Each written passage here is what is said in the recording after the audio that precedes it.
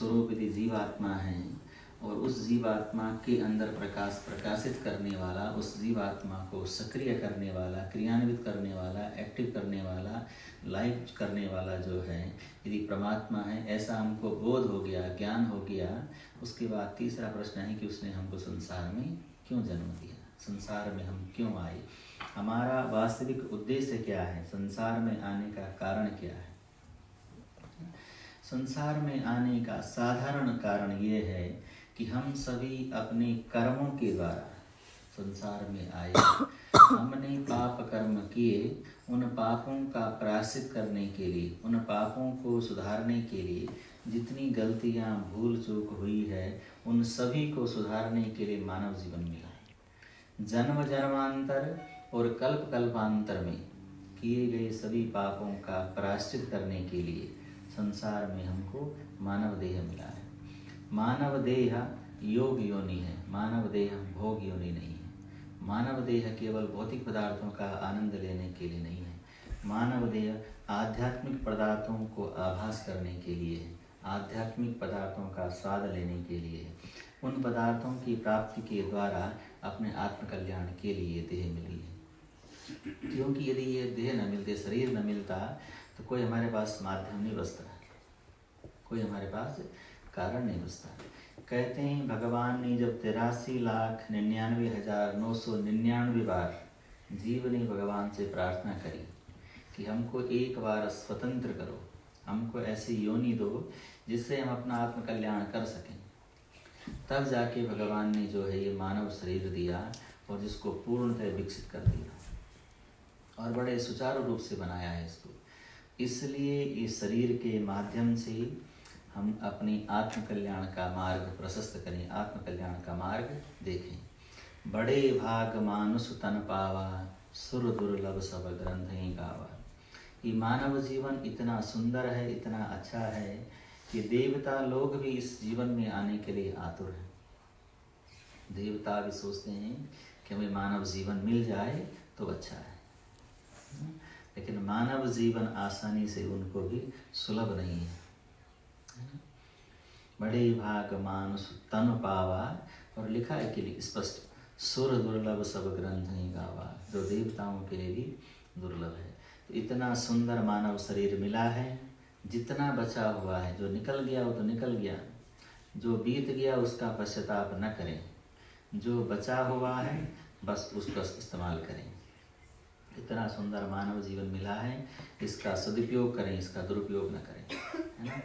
स्वस्थ रहें, व्यस्त रहें और मस्त रहें, स्वस्थ रहें, व्यस्त रहें और मस्त रहें, न कि अस्त रहें और व्यस्त रहें।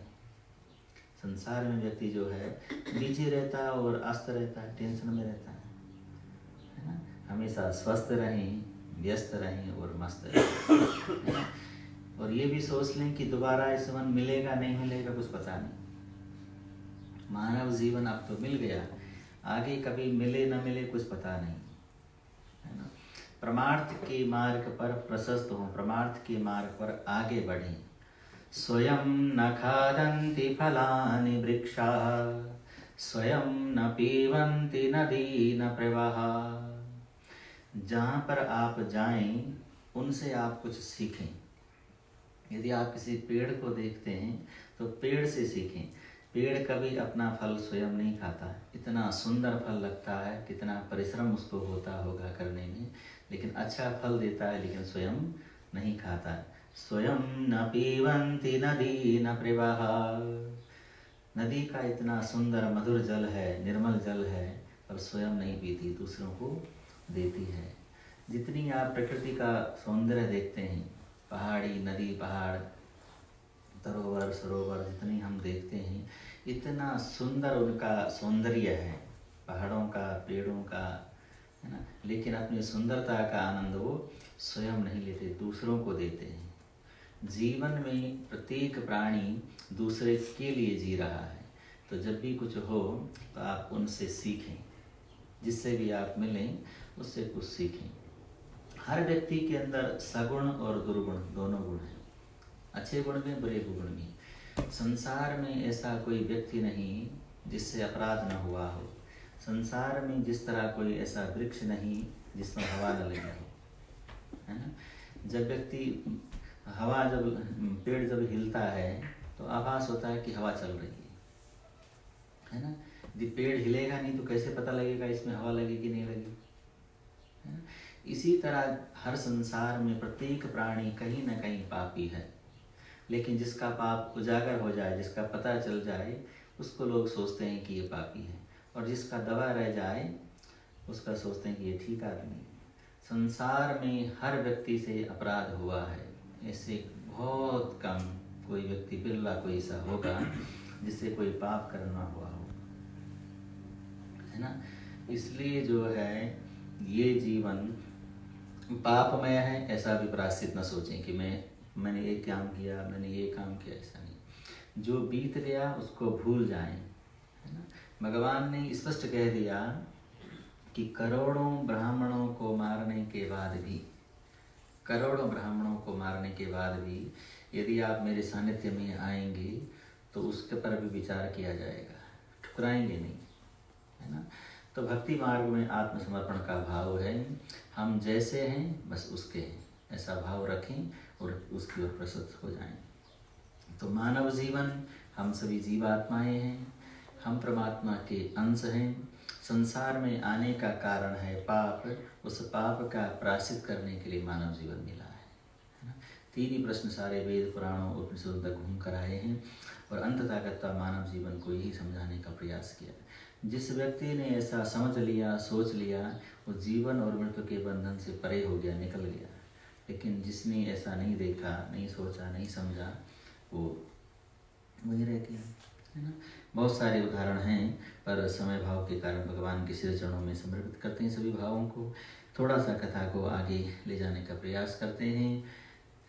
भगवान ने जब ये सब लीलाएं करी, लीलाओं के पीछे रहस्य छोड़ा, लीलाओं के पीछे जो है कई अपना धाम नाम इत्यादि कर्म छोड़ कर गए, ताकि लोग उनको जाने पहचाने, उनकी चर्चा करें, और जब तक उनकी चर्चा करते रहेंगे भगवान का स्मरण करते रहेंगे। यहाँ पर कंस जो है, और कल उनका मरण हुआ।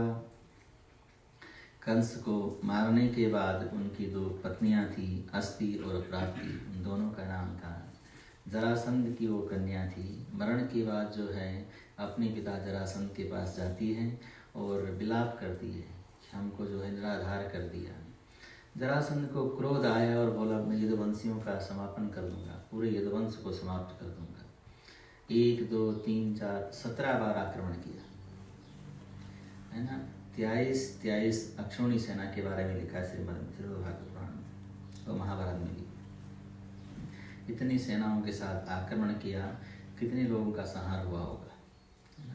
अंततः हर बार हारा, लेकिन आखिरी बार भगवान ने लीला करने के लिए, अपनी लीला को दिखाने के लिए वहाँ से गायब हुए और समुद्र के तट के नीचे एक नगर बसाया जिसका नाम द्वारका पड़ा, है ना। अपनी प्रजा को लेकर वहाँ चले गए।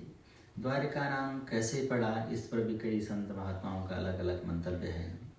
पहला मंतव्य ये कि भगवान ने अपनी योग माया द्वारा जब सारे पूर्ववासियों को वहाँ पर ले गए और जब उनकी आंख खुली प्रातः काल को उन्होंने देखा, तो सारा नगर जो है बंद जैसा था, बाहर निकलने का कहीं रास्ता नहीं दिखा।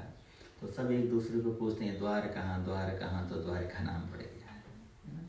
कई संत ऐसा मानते हैं कि जब सुदामा जी वहाँ पर गए, सुदामा जी की कथा भी आपने कई बार सुनी पढ़ी है।